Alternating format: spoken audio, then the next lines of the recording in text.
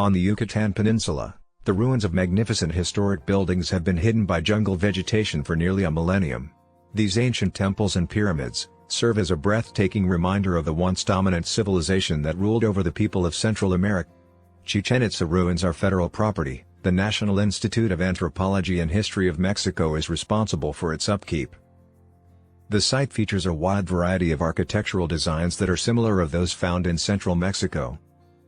Although it was originally believed that the presence of Central Mexican forms was indicative of direct migration from central Mexico, most modern interpretations see the presence of these non-Maya styles as being more the consequence of cultural dispersion. Chichen Itza was one of the biggest Maya cities and is most likely one of the legendary great cities that are mentioned in later Mesoamerican literature. The city may have possessed the most ethnically and racially diversified population in the Maya world, which may have led to the site's diversity of architectural styles. Before the state of Yucatan made the acquisition on March 29, 2010, the property beneath the monuments was privately owned.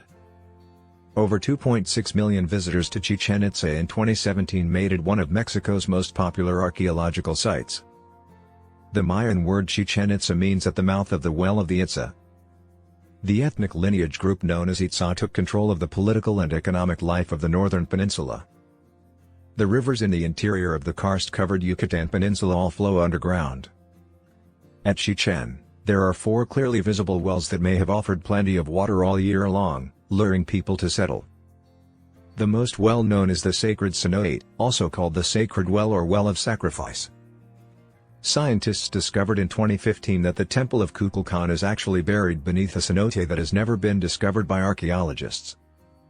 To honor the Maya rain god Shak, the pre-Columbian Maya sacrificed items and human beings into the cenote. Between 1904 and 1910, Edward Herbert Thompson excavated the sacred well and found human bones along with objects made of gold, jade, ceramics, and incense. Human remains removed from the cenote sagrado were examined, and it was discovered that the wounds on them were consistent with human sacrifice. During its heyday, Chichen Itza was a significant economic force in the northern Maya lowlands.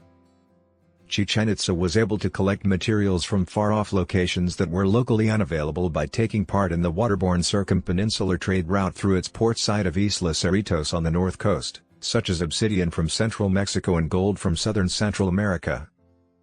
Chichen Itza became a strong regional metropolis, commanding the north and center of Yucatan, between AD 900 and 1050. It made Isla Cerritos a harbor for trade.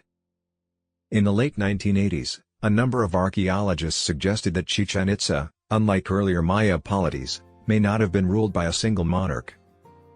Instead, the multiple system, which is characterized as governing through a council made up of members of powerful ruling lineages, might have been used to establish the city's political structure. Between 750 and 900 AD, Chichen Itza's early phase of civilization, the site's center developed its current configuration. After 900 AD, the city's final layout was constructed, and by the 10th century, it had become a major regional center with influence stretching down the east and west coasts of the peninsula, from central Yucatan to the north coast. The earliest Mayan date found at Chichen Itza corresponds to the year 832 AD, while the latest date written was in the Osorio Temple in the year 998. Chichen Itza became a significant regional site roughly in the 600 AD. Some colonial Mayan records claim that Chichen Itza was conquered in the 13th century by Hunaxale, the ruler of Mayapan. Hunaxale is said to have foretold his own ascent to power. At the time, it was believed that anyone who survived being thrown into the cenote sagrado would possess the gift of prophecy. It's possible that Chichen Itza was still inhabited after elite activity stopped there.